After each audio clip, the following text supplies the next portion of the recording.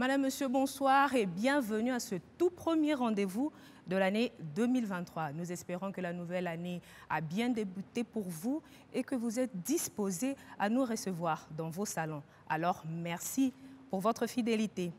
Plus Forte Magazine de ce soir est une édition spéciale qui reviendra sur les activités déployées au courant de l'année qui s'est achevée par la première dame de la République et présidente de la Fondation Denise Nyekirou Tshisekedi. Et pour une édition spéciale, une invitée spéciale, nous avons donc le plaisir de recevoir pour vous ce soir la First Lady de la République démocratique du Congo, la distinguée Denise Nyekirou Tshisekedi. Bonsoir madame, merci d'accepter l'invitation. Dans le déroulé de ce magazine spécial, nous avons prévu que vous puissiez nous présenter, évidemment selon le format de votre choix, les résumés de vos actions entreprises en 2022. Êtes-vous prête à vous lancer? Bien entendu. Merci. Plus Forte Magazine spécial rétrospective 2022, c'est maintenant.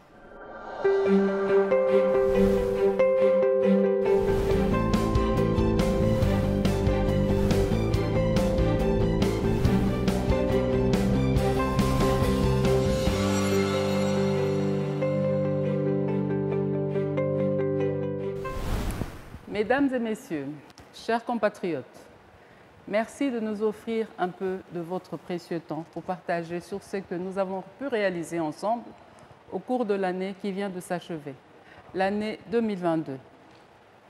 Mon premier réflexe ce soir est de parler de l'axe éducation, puisque j'estime que l'éducation est l'un des principaux piliers du développement d'une nation.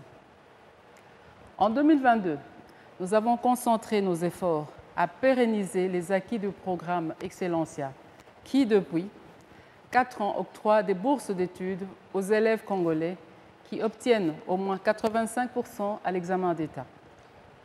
Ces jeunes Congolais sont inscrits au pays comme à l'étranger dans les meilleures universités, en vue d'y poursuivre leurs études supérieures. Comme chaque année, en 2022, après un test rigoureux de sélection organisé par ma fondation, les meilleurs des meilleurs ont rejoint la grande famille Excellencia. En effet, 58 jeunes ont été inscrits dans la liste des boursiers du programme. Parmi eux, 32 auront l'opportunité de poursuivre leurs études aux frais de ma fondation dans différentes universités de leur choix au pays, et 26 à l'étranger, principalement en France et au Maroc. Excellencia vise essentiellement l'élite de mon pays et nos boursiers ont la grande responsabilité de continuer à refléter l'excellence dans leur parcours académique, comme l'a si bien dit le professeur Noam Chomsky. Des grands privilèges impliquent des grandes responsabilités. Dans ce premier petit résumé que nous vous proposons maintenant, votre attention sera certainement captivée, entre autres, par l'intégration de nos boursiers dans leurs différents lieux d'apprentissage. Suivez.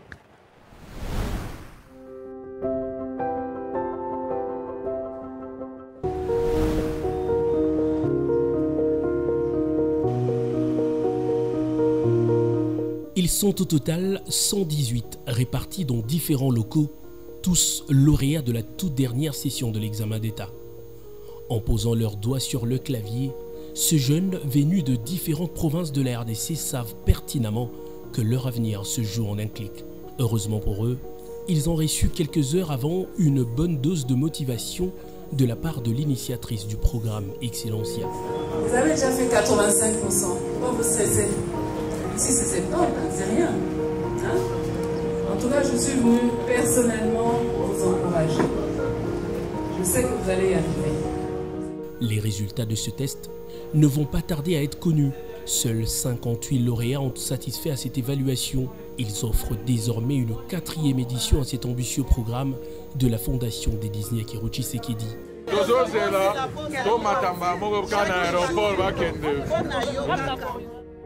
Dans l'entretemps, ceux des éditions précédentes poursuivent aisément leur cursus dans les universités du pays comme à l'étranger. L'évolution positive de la coopération avec Rabat a permis au programme d'augmenter le nombre de boursiers au Maroc. En 2022, 9 autres boursiers de la 2e et 3e édition, dont certains venus de province, ont quitté Kinshasa pour rejoindre les universités marocaines de leur filière.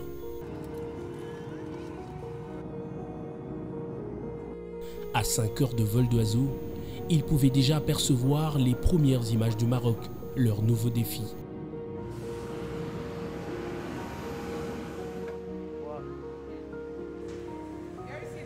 Le temps que ce boursier s'installe, nous nous rendons dans une autre ville marocaine à la rencontre d'un autre boursier déjà installé il y a quelques années. Ursula Matedi, boursier de la première édition Excellencia, s'apprête à débuter sa journée, mais de manière peu ordinaire, car il a reçu la visite de responsables de la fondation venus évaluer son niveau d'intégration. Décidément, il s'est déjà familiarisé avec son environnement.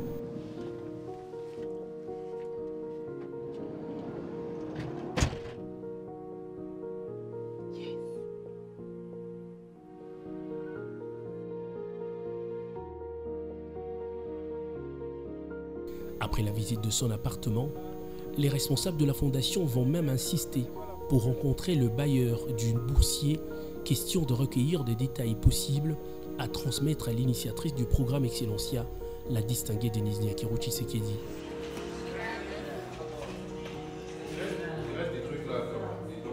La solidarité, c'est l'un des éléments majeurs qui caractérise la vie de ce boursier.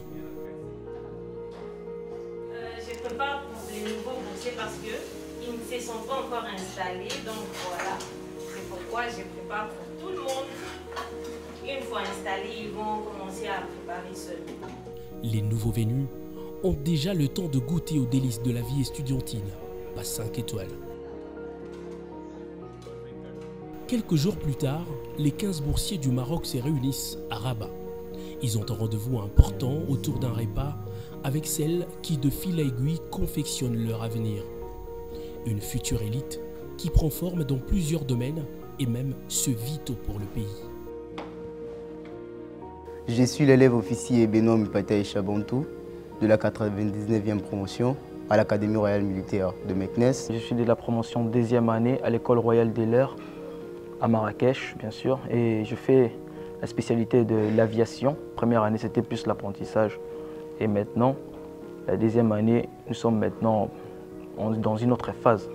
Et la 3e année, on va finir, ça c'est selon mon école, on va finir toute la formation qu'on devait passer ici et nous allons revenir au pays. Cette fondation nous aide, nous, étudiants congolais, à aller acquérir des connaissances dans des pays étrangers pour les apporter, les ramener chez nous et pour participer au développement et à l'émergence de notre pays. Je ne crois pas que quelqu'un va vouloir laisser passer cette chance à faire des bêtises. Donc tout le monde sera sérieux, va se donner à fond et on aura des bons résultats, Inch'Allah. Une fierté pour la première dame qui croit en un lendemain meilleur de la RDC avec de jeunes bien formés aux commandes des affaires. C'est ça la vie. Étudiantine, quand on est plus chez papa et maman, c'est différent. Donc je compte vraiment sur vous pour exceller. Mieux qu'un commandant qui galvanise ses troupes, c'est une mère qui raffermit le moral de ses enfants. Faites la fierté du pays. On compte beaucoup sur vous. Moi j'entends ça chez d'autres personnes, enfin des personnes quand même placées qui disent vraiment on espère que ces enfants là vont venir travailler au pays, vont nous apporter quelque chose de neuf. Et nous sommes là pour vous accompagner et on compte vraiment sur vous. Année après année, l'ambitieux programme Excellencia a su convaincre même le plus sceptique de Congolais.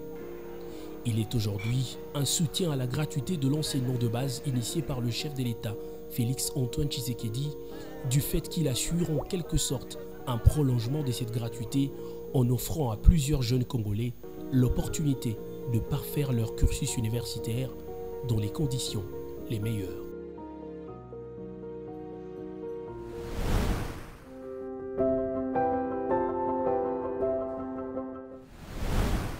Comme vous le savez autant que moi, notre pays a subi et continue malheureusement à subir des cycles de violence très souvent intensifiés par des guerres injustes que nous imposent les ennemis de la République et certains pays voisins.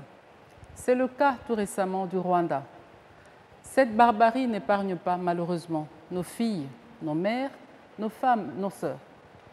En 2019, je me suis proposé d'être la voix de toutes ces femmes qui pleurent en silence et d'être à leur côté afin de leur donner une opportunité de contribuer pleinement au développement réel de notre pays, la République démocratique du Congo. C'est ainsi donc qu'au sein de ma fondation, j'ai fait de la lutte contre les violences sexuelles basées sur le genre un des axes principaux de mon action. De la condamnation de ces actes à la réparation des victimes, en passant par la prévention, nous sommes depuis sur plusieurs fronts pour mener cette lutte aux côtés d'autres dignes fils et filles du pays. Et grâce à une détermination accrue et notre engagement collectif, nous avons pu impulser la mise en place d'une loi fixant les principes fondamentaux relatifs à la protection ainsi qu'à la réparation des victimes des violences sexuelles liées au conflit et des victimes de crimes contre la paix et la sécurité de l'humanité. Une victoire collective à capitaliser.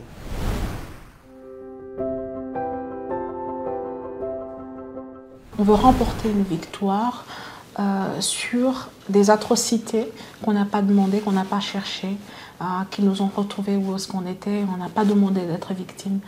Et on ne demande pas d'être victime, on est victime de quelque chose.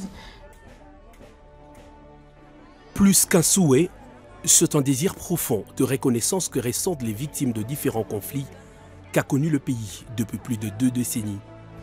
Un besoin multiforme qui trouve satisfaction à travers la loi cadre fixant les principes fondamentaux de la protection et réparation des victimes de violences sexuelles liées au conflit et autres crimes contre la paix et la sécurité de l'humanité récemment promulgué par le chef de l'État. Le Fonds pour la réparation des victimes, un projet qui ne sort pas du vide. Il faut savoir que la RDC est un pays qui a connu beaucoup de conflits et malheureusement des conflits persistent. Et donc il y a toujours eu un besoin de réparation, disons de prise en charge de toutes les victimes que ces conflits ont pu générer. Et donc partant de là, il y a la première dame dans son combat en tant que championne des Nations Unies pour la prévention des violences sexuelles liées au conflit, avait déjà participé par son plaidoyer à la signature de l'addendum au communiqué conjoint des Nations Unies RDC. Et dans cet addendum, c'est-à-dire dans cet ajout au communiqué conjoint, il y a une série d'actions que le gouvernement devrait mettre en place pour prévenir et voire aussi prendre en charge toutes les victimes qui ont été connues, les victimes de violences sexuelles issues des conflits. Et parmi les recommandations, il y a la mise en place d'un fonds national de réparation. C'est de là qu'est parti l'engagement de la Première Dame pour militer sur cette question. Un engagement qui va se matérialiser par la tenue d'une table ronde sur la question avec la participation de plusieurs acteurs et même du président de la République. À la suite de recommandations formulées, la machine a été actionnée. Très vite, une commission ad hoc inclusive sera mise en place avec en son sein des victimes et leurs représentants.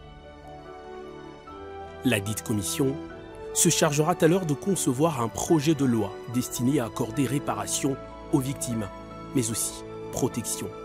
Protection parce que certaines victimes ont peur de dénoncer leurs bourreaux. À travers cette loi, on définit des mécanismes de protection de ces victimes. Mais il y a aussi des mécanismes de réparation. Ces réparations peuvent être collectives comme individuelles. Des réparations peuvent être sociologiques. Ces réparations peuvent être thérapeutiques aussi. Le premier mécanisme de réparation, c'est déjà de la reconnaissance du statut de victime que la loi est en train de fixer. Mais parmi les mécanismes de réparation en tant que tels, il y a la compensation financière, celle qui est connue, c'est-à-dire qu'aujourd'hui, les victimes peuvent demander et accéder à une compensation financière, une indemnisation. Il y a la satisfaction, il y a la réadaptation, il y a la restitution dans des biens qui ont été peut-être subtilisés au moment des conflits, il faut les leur rendre. Financièrement, le fonds sera soutenu par l'État au travers de subventions comme celles provenant de ressources minières, source de plusieurs conflits générateurs de victimes. Cette loi est une première dans le cadre de la justice transitionnelle car elle contourne l'arbitraire. Ces dispositions obligeront par exemple les bourreaux reconnus coupables à ne plus exercer des fonctions publiques. Un projet bien structuré dans le temps comme dans l'espace et qui constitue un réel motif d'espoir pour les victimes. Nous partons de l'année 1993. 1993 parce que là c'est documenté à travers les rapports mapping par exemple et les différents documents que nous produisons dernièrement. Nous venons de produire les livres blancs. Nous aurons désormais un cadre à travers lequel toutes ces victimes vont se retrouver. Vont se retrouver premièrement dans la quête de la vérité, dans la réparation, dans les poursuites, parce qu'il est important que les bourreaux soient poursuivis et également avec des garanties de non-répétition. Le fonds représente l'espoir. L'espoir de beaucoup d'années, de beaucoup de souffrances, l'espoir de dignité, tout simplement. Je ne dirais pas que le fonds va venir rétablir ce que la personne a perdu, mais en tant soit peu. Les victimes, leurs représentants comme les membres de la commission ad hoc, reconnaissent à juste valeur le travail remarquablement abattu par la première dame de la République dans la réalisation de ce projet. La personne de la première dame aide aussi à bouger les lignes, c'est ce qu'on a constaté.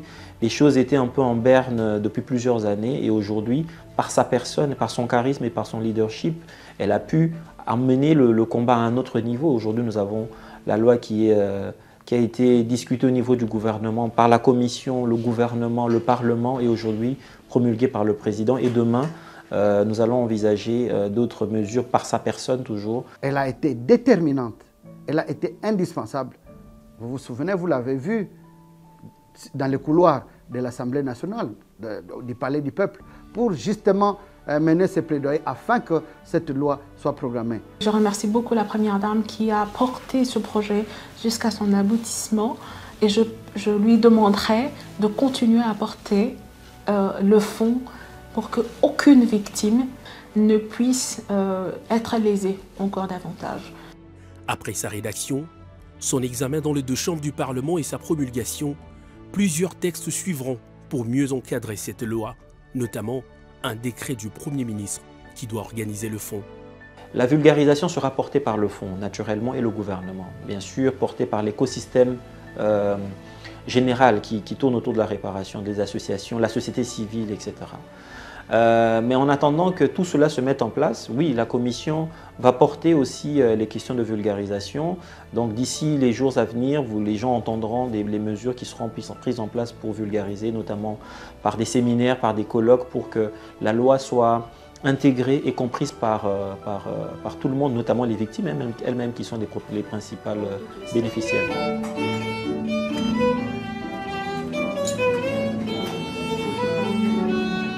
Une victoire donc pour ces victimes déjà répertoriées à l'issue d'une série de consultations menées par le ministère des Droits humains et sur base de documents tels que le rapport mapping ou encore le livre blanc récemment publié. Si tous les hommes sont égaux, toutes les victimes devraient également l'être. Cet argument constitue le leitmotiv de la distinguée Première Dame, plus que déterminée à porter cette lutte jusqu'au bout.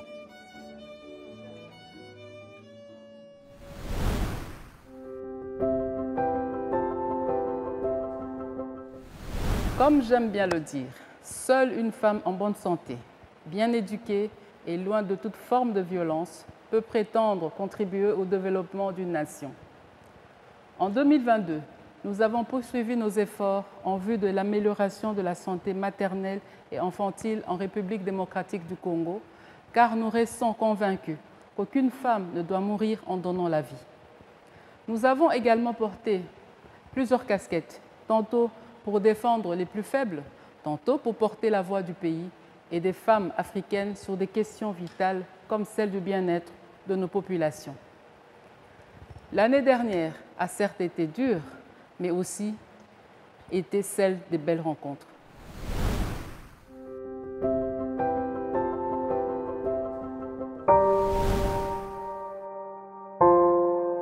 Ce cliché fait partie des images qui ont marqué l'année 2022.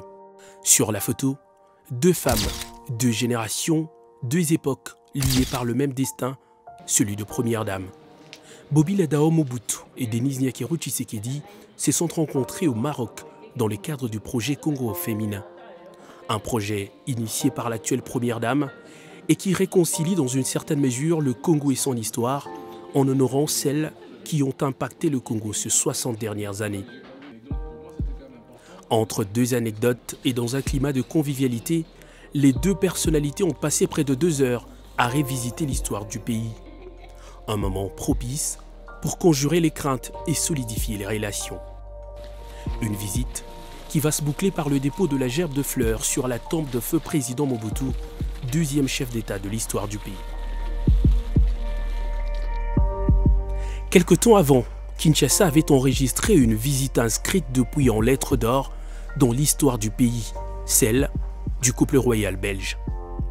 Après la cérémonie officielle, la distinguée Denise Diakerou Tshisekedi et la reine Mathilde se sont offertes un échange en tête-à-tête, rencontre au cours de laquelle la première dame va présenter à son hôte un résumé des actions menées par sa fondation en droite ligne de sa vision plus forte.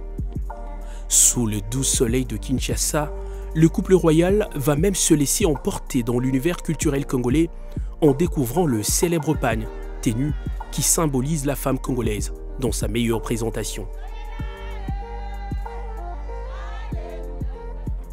Mais au-delà du pagne, le Congo possède une diversité culturelle impressionnante qu'est la première dame de la Namibie, du Malawi et la reine de Swatini ont découverte avec admiration.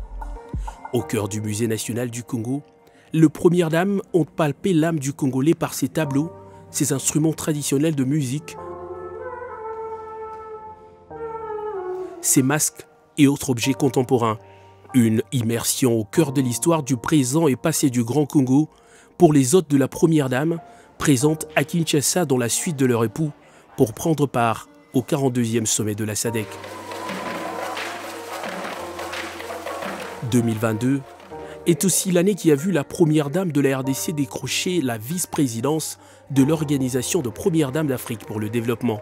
Élue par ce père pour un mandat de 2 ans, la distinguée Denise Diakerou Tshisekedi exerce depuis juin dernier aux côtés de Monica Ngengos, présidente de l'OBDAD et première dame de la Namibie. L'arrivée du nouveau comité directeur de l'OBDAD augure une nouvelle ère, celle d'une participation active à la recherche de solutions aux problèmes de population cible.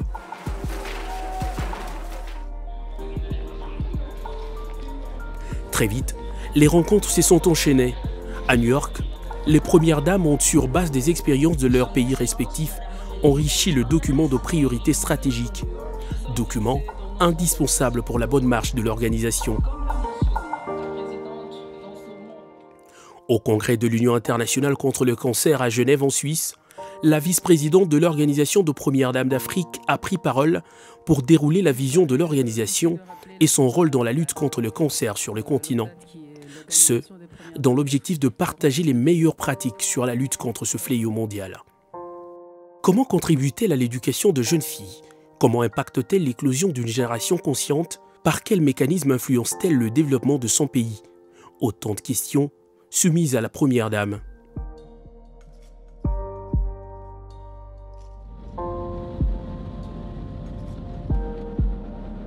À la 6e édition de Tropic Business Summit, tenue au Cap-Vert, Denise Diakerou Tshisekedi a expliqué les détails de son engagement dans l'éducation des jeunes. Engagement qu'il vaudra le prix Tropic Award, première dame de l'année. Au courant de la 2e année de la décennie en cours, la femme a été célébrée dans toutes ses dimensions et la variété de son action dans les efforts pour le développement individuel et collectif a été saluée par la première dame de la République. Denise Diakerou Tshisekedi était sur tous les fronts pour défendre la cause de femmes et enfants. Sur le terrain, comme ici, au contact de la femme rurale de l'Antélé, avec l'appui du Fonds des Nations Unies pour la population et le Programme alimentaire mondial pour encourager cette femme nourricière et collecter les doléances, ou encore dans les bureaux, comme lors de rencontres avec la directrice régionale de l'ONU Femmes pour l'Afrique de l'Ouest et l'Afrique centrale, Madame Oulimata Sarr, et le Premier ministre Samalou Kondé. La première dame accorde une attention soutenue sur différents plaidoyers qu'elle porte.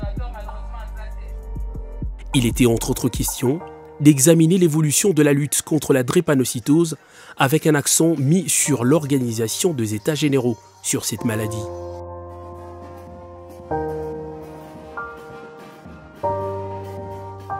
Pour répondre au déficit d'un personnel qualifié dans la prise en charge de drépanocytaires, 121 médecins ont été formés et ont reçu leur diplôme interuniversitaire en drépanocytose de main de la Première Dame l'année dernière. La santé, un chantier certes vaste, mais qui n'a eu raison de la détermination de la First Lady.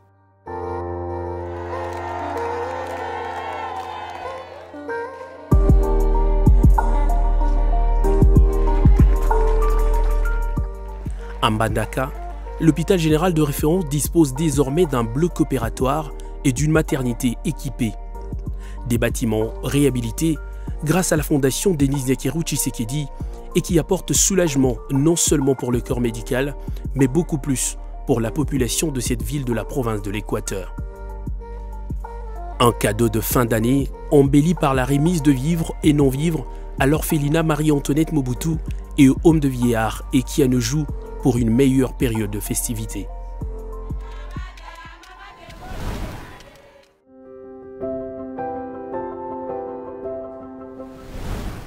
Voilà l'essentiel que nous avons pensé mettre à votre disposition. J'espère que l'année nouvelle va nous apporter plus de bonnes choses, en priorité la paix et l'unité. Car ensemble, nous sommes une communauté plus forte. Merci, distinguée Première Dame, pour ce résumé. Et aussi, félicitations. Nous avons découvert en vous des talents des journalistes. Qui sait, dans l'avenir, vous pouvez embrasser la profession. Voilà, nous allons maintenant, distinguée Première Dame, entamer la deuxième partie de l'émission. Et pour cela, je vais inviter mon confrère à nous rejoindre sur le plateau, Patrick Michel Moukouyi. Bonsoir. Bonsoir Naïcha, bonsoir distinguée Première Dame. Bonsoir Patrick. Voilà, il s'agit au fait de répondre aux préoccupations des téléspectateurs et ça sera tout à l'heure, après cette pause.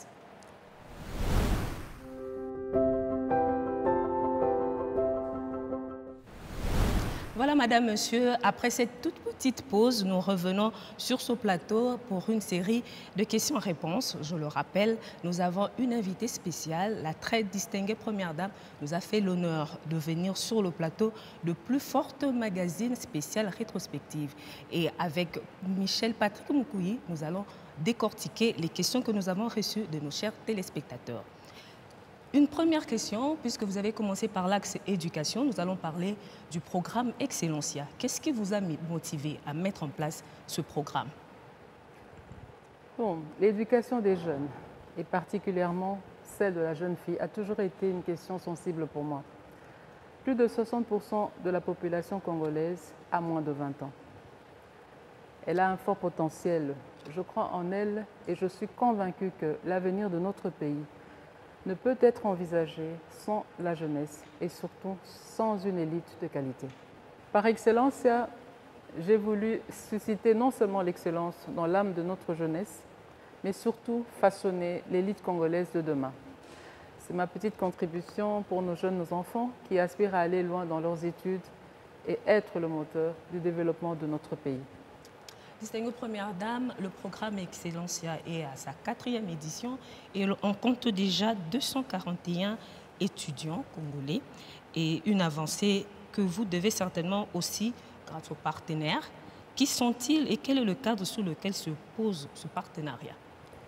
La plupart de nos partenaires sont connus. Il s'agit des membres effectifs et d'honneur de ma fondation, des partenaires du secteur privé, de la société civile, mais aussi le gouvernement. Je vous renvoie au site de la Fondation et nos rapports de gestion. Tout y est. Je voudrais par cette occasion leur exprimer toute ma gratitude pour leur soutien. Ils ont non seulement cru en ce programme, mais ils ont voulu, à travers Excellencia, contribuer dans la formation de l'élite congolaise de demain. Le budget du programme s'étale sur 10 ans. Nous mobilisons les ressources chaque année et c'est stressant parfois, je l'avoue. Mais avec l'aide de Dieu, nous arrivons à respecter nos engagements vis-à-vis de nos enfants. Par devoir de redevabilité, nous rendons public chaque année l'utilisation des ressources reçues de nos partenaires après audit d'un cabinet indépendant de renom mondial. J'aimerais profiter de cette opportunité pour lancer un appel aux personnes de bonne volonté et particulièrement au gouvernement pour appuyer ce programme qui marche si bien et qui suscite de l'émulation au sein de notre jeunesse. Je voudrais plaider auprès des décideurs de ce pays, en commençant par son Excellence, Monsieur le Président de la République, pour qu'Excellencia devienne un programme national avec plus de boursiers locaux et à l'étranger. C'est mon rêve en tout cas. Parlons de ces boursiers Excellencia, madame. On vous a vu en France, aux États-Unis et plus récemment au Maroc. Est-ce qu'important pour vous d'effectuer ces visites? Vous savez, c'est une grande responsabilité d'envoyer ces jeunes-là dans leur cadre familial et à l'étranger pour suivre leurs études. J'effectue des déplacements pour m'assurer par moi-même que tout se passe bien et confirmer les rapports qui me sont faits par mes équipes. Ces contrôles que j'effectue sur le terrain auprès de ces jeunes m'aident aussi à donner de nouvelles orientations à mon équipe pour plus d'efficacité du programme et mettre ces jeunes à venir de mon pays dans des meilleures conditions. Alors, distinguée première dame, on se demande, est-ce que vous accordez le même intérêt aux étudiants qui évoluent au pays, parce qu'on a tendance à vous voir tout le temps aux États-Unis, en France et au Maroc?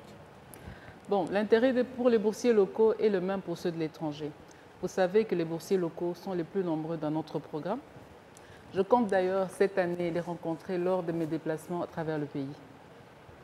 Ce sont les ambassadeurs des programmes à travers le pays et ma fondation les utilise souvent dans le cadre de la sensibilisation du programme et d'autres questions qui nous tiennent à cœur, dont la drépanocytose. Quittons l'axe éducation pour parler santé.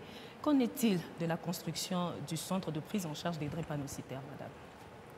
Bon, avec mes équipes, nous avons, après plusieurs réflexions, levé l'option de reconstruire totalement le centre de médecine mixte Mabanga de Yolo, qui est un centre national de référence. C'est avec un réel plaisir que je voudrais annoncer à l'opinion publique le démarrage des travaux pour ce début du mois de février 2023. Tout est fin prêt et le transfert des patients actuellement internés dans un centre sanitaire proche a déjà débuté. À la fin de cette étape, les travaux vont débuter. Distinguée première dame, on va prendre ce sujet d'actualité qui concerne ce fonds qui est en train d'être mise en place avec la loi qui a été récemment promulguée par le président de la République, Félix-Antoine Tshisekedi. Êtes-vous satisfaite de la promulgation de cette loi? Absolument satisfaite, car c'est un soulagement pour les victimes qui attendent réparation. C'est un grand pas pour le pays, une première en Afrique et l'aboutissement d'un long processus qui a commencé avec la table ronde en 2021. Et on sait que vous accordez une très grande importance à l'évolution de ce fonds, mais nous connaissons également les réalités de notre pays. Avez-vous mis en place toutes les conditions possibles pour suivre l'évolution de la mise en place de ce fonds et être rassuré que les victimes seront bel et bien indemnisées et suivies? Bon, je suis de très près l'évolution des travaux de la commission ad hoc instituée par le président de la République. Je vous informe que mes collaborateurs en font partie et assurent d'ailleurs la coordination. Ils me font rapport régulièrement sur l'évolution des travaux. Mon engagement pour que les victimes obtiennent des réparations justes et totales. Les Fonds national de réparation des victimes de violences sexuelles et autres crimes graves, FONAREV, a déjà été créé par le Premier ministre et la désignation des animateurs par le président de la République interviendra bientôt. Je profite encore pour remercier toutes les parties prenantes à ce beau projet qui permettra de réconcilier nos populations et rétablir la dignité des victimes. On sait que vous êtes pour le bien-être des femmes. Et quel avenir souhaitez-vous pour la femme congolaise en 2023? Comme je le dis souvent, mon souhait est de voir la femme congolaise jouer pleinement son rôle dans le développement socio-économique de notre pays. C'est pourquoi ma vision plus forte porte sur la valorisation de la femme. Je milite donc pour des représentativités de la femme dans tous les secteurs clés de la vie de notre pays. D'ailleurs, c'est pour cette raison que j'ai lancé le projet Congo féminin pour raviver dans notre mémoire collective l'apport des femmes dans la construction de notre nation depuis l'indépendance. Je voudrais par ce projet honorer toutes les femmes fortes dans différents domaines qui ont participé à l'écriture de notre pays. Je vais à la rencontre de celles-ci qui sont encore des nôtres pour leur remettre un prix d'honneur et rencontre les familles de celles qui nous ont quittés. J'ai fait également le choix d'honorer, à titre exceptionnel, celles qui ont été premières dames avant moi. Et puisque vous parlez de ce projet Congo féminin, distinguée première dame, nous avons sélectionné quelques questions de téléspectateurs et des internautes qui mettent des commentaires sur nos publications. Il y en a une qui est revenue très largement. On vous a vu, on vous a entendu sur une radio de la place affirmer que vous allez rencontrer toutes les anciennes premières dames et leurs familles. Récemment, vous étiez au Maroc pour rencontrer Maman Bobby Ladawa. Mais l'opinion se pose la question, à quand cette rencontre avec l'ancienne première dame, Marie-Olive Lembe-Kabila? J'ai été au Maroc rendre visite aux boursiers du programme Excellencia de ma fondation. J'ai profité de cette occasion pour rendre visite à Maman Bobby Ladawa dans le cadre de mon projet Congo féminin. Vous savez qu'elle fait partie en sa qualité d'ancienne première dame, des personnalités féminines qui ont marqué l'histoire de notre pays depuis l'indépendance. J'ai particulièrement apprécié les moments d'échange que nous avons eus, moments riches en anecdotes et partage d'expériences. Concernant Mme Kabila, j'ai essayé d'entrer en contact avec elle pour organiser une rencontre dans le cadre de ce projet. Malheureusement, ses équipes nous ont fait savoir qu'elle ne serait pas disponible pour un long moment. Et pour revenir sur justement cette question avec l'ancienne première dame, Marie-Olive Lembe-Kabila, donc, vous estimez qu'elle ne fera pas partie de ce projet Congo féminin? Mais bien sûr, un mini-portrait sera dressé sur elle sur base des informations disponibles. Voilà, au-delà de tout ce qui a été fait en 2022, tout ce que nous avons vu, quelles sont les perspectives pour l'année 2023 dans les axes de votre vision? Pour 2023, je compte poursuivre avec la même détermination mes différents plaidoyers dans le domaine de l'éducation, la santé et les violences basées sur le genre. Mon souhait est de voir plusieurs nouveaux boursiers rejoindre la grande famille Excellencia. Je vais donc renforcer la sensibilisation auprès des finalistes lors de mes déplacements en province. Je souhaiterais également inaugurer avant la fin de l'année le nouveau centre de médecine mixte Mabanga.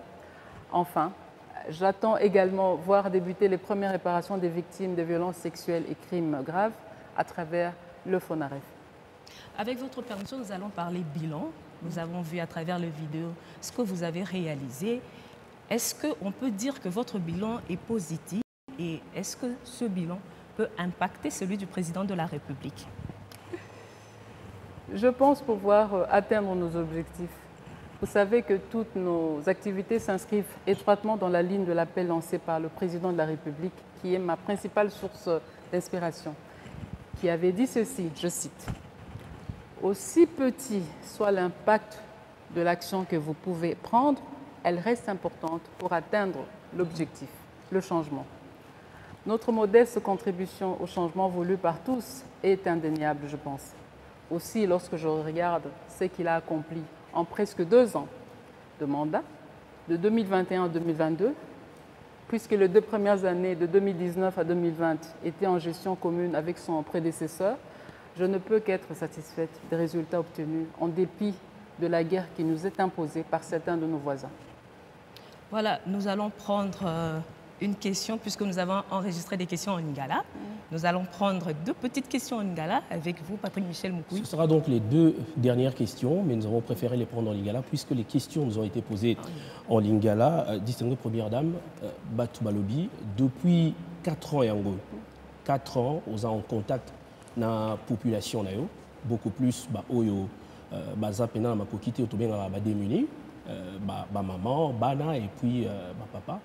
Na ba moment on a nyonso moment nini o e marka yo makasi o soki ofandi elongwaka openza na motu te. Bon, ba moment ebele makasi que moyena tanga nyonso awa eza te. Bon, nakokoloba moment oyo vraiment marquaki nga na 2022 so nakanisi bien ezali connaissance na sala adoption na sala na mwana nanga qui est parti, qui nous a quittés aujourd'hui, na kombo ya Mwanza. Mwanza za mwana oyo na yebaki lors tant na bande ko la sensibilisation par rapport à Excellencia, na kendaki na lycée Dr Chaumba. C'est un enfant, c'est une jeune fille, je peux pas l'appeler, enfin c'est mon enfant, mais aza mwana moko na s'attachaki na makasi. Elle était drépanocytaire, très difficile, mais na mesana ki ndengwana na ebité soko imaginer elle me tenait tête azako telemelanga penza soka aboyi likambo aboyi toko discuter ngana ye ti soit ye mutakolonga ngana ko céder soit ye mutako céder mais tozaki na vraiment donc ndengwana mais c'est un enfant a marqué kinga makasi et tango akufaki nazo kanisa so tango nakenda kotala ye na ndako parce que bayebisa nga azaki difficile azolinga kolia te alingi komelakisi te nazaki obligé ko se déplacer na tongo wana kende na ndako nakutana na ye nasola na ye bien que azalaki kotenir nga mpenza tête tozodiscute mpenza azoboya nga nazo insister azoboya. Quelques jours après baye koyebisa nga ke mwanza akufi ça eza eloko emarka nga makasi ti lelo emarke ngai disparition mwana wana sala nga mpasi makasi. Maman, mpona kobakisa na motuna ya Patrick liwa ya mwana ana epesa yo makanisi mosusu ya kotala ndenge nini ya kosunga badrépanocytaire oyo biso tobengaka bana SSA na Congo epesa yo makanisi mosusu par rapport à la situation na bango? Si epesi ngai makanisi ke bon nayebisa enfin biso nyonso tu ke bato oyo babelaka maladie wana il faut kosala attention na bango. Eza bato bayokaka bazalaka na pasi mingi parfois tokanisaka ke pasi yango bazali kolekisa te bayokaka pasi makasi donc baza na besoin vraiment totala bango autrement tokipe bango tozala gentil tozala attentionné na bango et puis patient surtout je pense.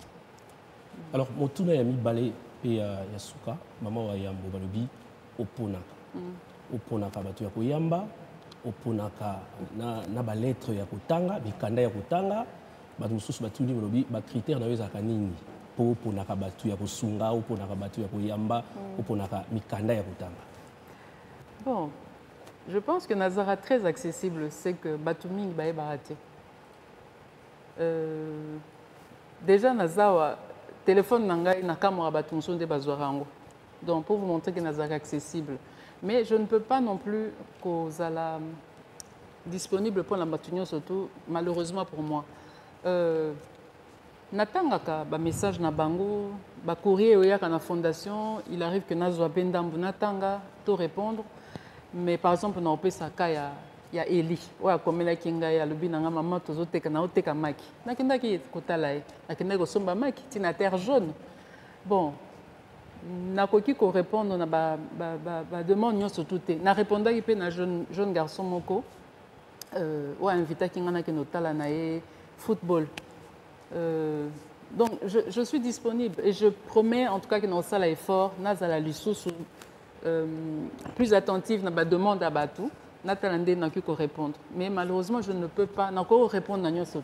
Voilà, distinguée première dame, nous allons reprendre la langue de Molière avec cette dernière question de Patrick Michel Moukou. Alors, une toute dernière question, avant certainement de remettre la parole à Naïcha pour clôturer ce plateau. Distinguée première dame, dans quelques heures, le pays va recevoir la visite du pape. C'est quand même un sujet d'actualité, une visite qui intervient dans un contexte assez difficile avec cette guerre d'agression dans l'est du pays.